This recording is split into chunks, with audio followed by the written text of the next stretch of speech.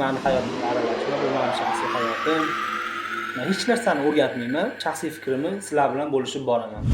Agar qadringiz yo'qolishini istamasangiz, shu narsalarga amal qiling. Ya'ni o'zgartira oladigan va so'zlaringizga amal qiladigan insonlarga gapiring.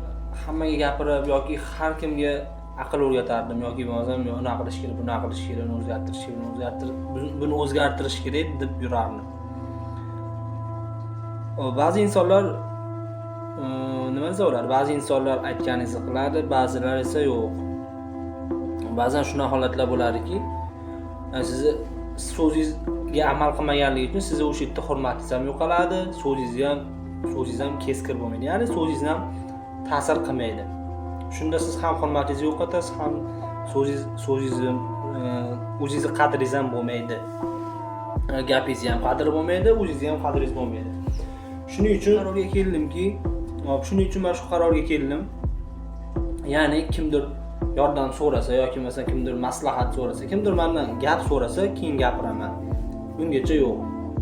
Lekin bitta notomoni ham bor, yomon ishlarga yoki boshqa narsalarga befarqlik jamiyatimizni xarob qiladi.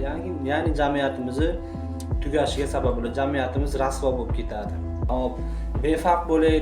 Befarq bo'lishga harakat qilaman desangiz, jamiyat yoki bo'lmasam umuman hamma narsa rasvo bo'lib ketadi. Yo hamma narsaga gapirib yoki bo'lmasam kimgadir maslahat beraman desangiz, o'zingni hayotingni bilsang bo'lmaydimi? Meni hayotimga aralashma, bu meni shaxsiy hayotim. Bunaqa degan gaplar juda ham ko'p uchraydi. Kimdir mendan yordam so'rasa yoki men o'zgartira oladigan bo'lsam, agar meni so'zlarimga kimdir amal qilsa, shundagina gapiraman, shundagina harakat qilib yordam berishga harakat qilaman. Ungacha men harakat qilmayman nima desa bo'ladi? Chunki u agar siz gapingiz ta'sir qilmasa, siz so'zingizga quloq solmaydigan bo'lsa, sizni o'zingizni qadringiz ham yo'qoladi, gapirganingizning foydasi ham yo'q, hurmatingiz ham, qadringiz ham yo'qoladi. Xullas, shunaqa gaplar, kanalga obuna bo'lib qo'yinglar. Men hech narsani o'rgatmayman. Shunchaki shaxsiy fikrlarim bilan shaxsiy fikrimni sizlar bilan bo'lishib boraman. Hammaga rahmat. Chekkacha ko'rganlaringiz uchun sog' bo'linglar. Like bosib, obuna bo'lib qo'yinglar.